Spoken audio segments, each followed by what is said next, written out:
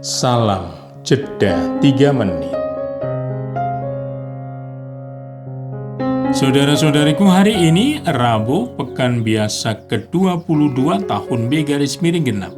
Dalam Injil Lukas 4 ayat 38 sampai dengan 44 dikisahkan tentang penyembuhan ibu mertua Simon dari sakit demam akut dan banyak orang sakit yang lain. Belas kasih Yesus mengalir deras bagi orang-orang yang menderita berbagai penyakit. Itu kita tahu dari kesaksian Injil. Yesus sungguh menyadari bahwa kuasa yang keluar dari dirinya harus digunakan untuk menolong sesama yang menderita.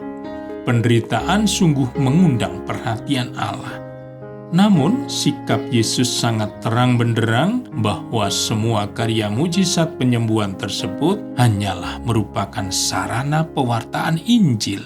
Ayat 43. Yang utama adalah Injil sebagai bentuk pewahyuan firman Allah. Mengapa? Sebab orang yang disembuhkan dari penyakit pada suatu waktu masih bisa sakit lagi. Bahkan orang yang dibangkitkan dari mati, seperti Lazarus dan putri Yairus, pada saatnya juga masih bisa mati lagi. Namun firman Allah itu kekal abadi. Yohanes 6 ayat 68. Yesus benar-benar menyadari hal itu dalam kontemplasi di tempat yang sunyi. Saat-saat indah bersama Allah, suatu momen intens bersemuka dengan Bapanya. Maka ketika orang banyak mencari, menemukan, dan berusaha menahannya untuk tidak meninggalkan mereka, Yesus segera menegaskan, "Juga di kota-kota lain aku harus memberitakan Injil Kerajaan Allah, sebab untuk itulah aku diutus." Ayat 43. Yesus tidak hanyut di dalam pusaran arus kehebatannya yang spektakuler sebagai pembuat mukjizat yang dahsyat. Namun, berpegang teguh pada misi perutusannya, yaitu mewartakan Injil Allah.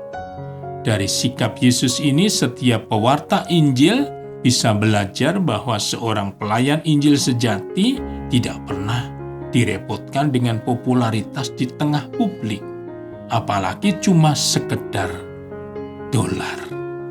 Seorang pewarta Injil sejati mempunyai hati yang lurus walau tidak populer, dan memiliki niat yang murni berpegang pada misi Injili. Setiap pewarta Injil sejati mesti berani menepis godaan menjadi populer atau sekedar komersialisasi firman Allah.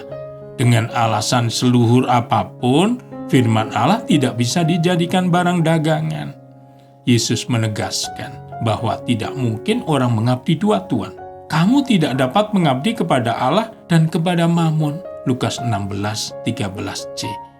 Seorang pewarta Injil adalah penabur yang dihidupi oleh harapan satu-satunya, yakni bahwa benih yang ditaburkan akan jatuh di tanah hati yang subur dan menghasilkan buah berlipat ganda. Berkat Tuhan dan salam jeda 3 menit.